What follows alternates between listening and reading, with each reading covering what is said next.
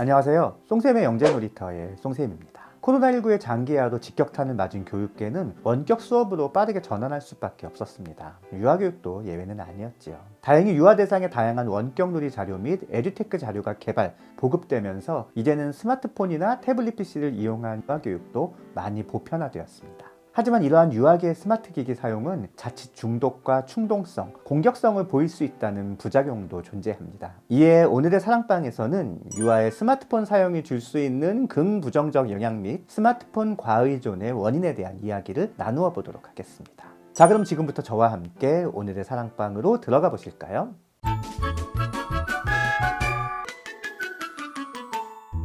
우선 유아의 스마트폰 사용이 주는 긍정적인 영향을 먼저 살펴보겠습니다. 실제로 스마트폰 앱이 유아의 주의력과 집중력 향상에 도움이 된다는 연구들도 많습니다. 다양한 멀티미디어 콘텐츠가 유아의 학습 참여, 흥미, 몰입도, 학습 동기 유발 등의 긍정적인 효과를 주기도 합니다. 더욱이 스마트폰을 활용한 교육은 시간과 공간의 제약을 받지 않는다는 측면에서 언제 어디서든 유아에게 학습의 기회를 제공할 수 있습니다. 우리 삶에서 스마트폰이 빼놓을 수 없는 중요한 일상이 된 상황에서 오히려 어릴 때부터 스마트폰 사용에 익숙해야 새로운 정보통신기기나 첨단 환경에 빠르게 적응할 수 있다는 견해도 많습니다.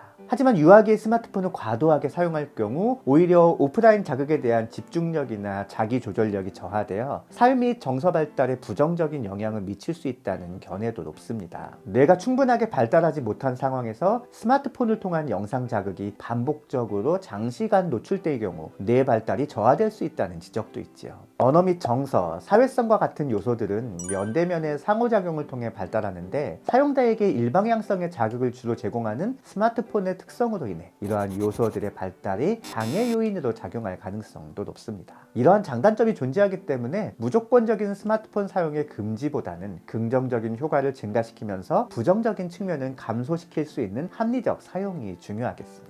그렇다면 유아기 아동들이 스마트폰을 과의존하는 원인은 무엇일까요? 우선 부모와 자녀 간에 충분하지 못한 상호작용을 들 수 있습니다. 부모와의 상호작용이 높은 아이는 물리적으로 스마트폰을 할 수 있는 시간이 줄어들 수밖에 없습니다. 아이가 스마트폰에 빠질 틈 자체가 없는 것이죠. 재미있는 것은 아빠와의 상호작용보다는 엄마와의 상호작용이 아이의 스마트폰 중독에 더 큰 영향을 미친다는 것입니다. 아무래도 대부분의 아이들이 아빠보다는 엄마와 더 많은 시간을 보내기 때문이겠죠. 아빠의 경우 아이의 양육이나 습관 형성에 상대적으로 무관심하거나 스킬이 부족하기 때문에 아이를 스마트폰에 더 많이 노출시키는 경향이 있지만 이러한 비정기적이면서 간헐적인 노출은 아이의 스마트폰 과의존에 오히려 큰 영향을 미치지 못할 수도 있겠습니다.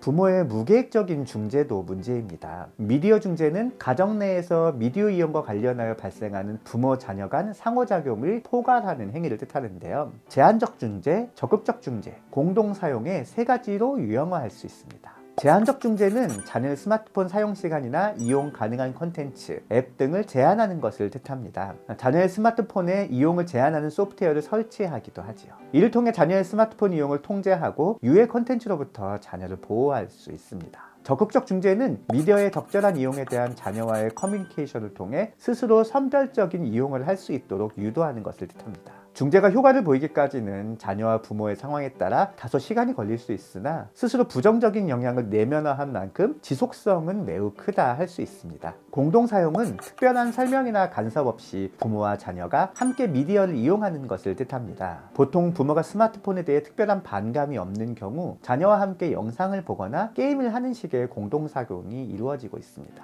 이 경우 오히려 자녀의 스마트폰 사용이 증가하는 경향을 보이기도 하지만 다른 측면에서는 부모가 스마트폰 사용을 제한하면 자동으로 아이도 스마트폰 사용이 제한된다는 효과를 얻을 수도 있습니다. 그렇다면 이 중 어떤 방법이 더 효과적일까요? 많은 연구 결과에서 적극적 중재가 제한적 중재나 공동 사용에 비해 스마트폰 과의존 예방에 큰 효과가 있음을 밝히고 있습니다. 오히려 부모의 제한적 중재가 강해지면 자녀의 스마트폰 과의존이 더 높아질 수 있다고 경고하기도 하지요. 다만 유아의 경우에는 부모에 의한 영향을 많이 받는 시기이므로 적극적 중재가 반드시 효과적이라 볼 수는 없습니다. 오히려 부모의 적절한 개입이 스마트폰의 부정적 영향에서 아이를 보호하고 스마트폰에 대한 균형적인 시각을 심어줄 수 있는 것이지요. 오늘은 유아의 스마트폰 사용이 줄 수 있는 긍부정적 영향 및 스마트폰 과의존의 원인에 대해 이야기해 보았습니다. 다음 시간에도 학부모님들이 공감하실 수 있는 좋은 이야기로 찾아뵙겠습니다.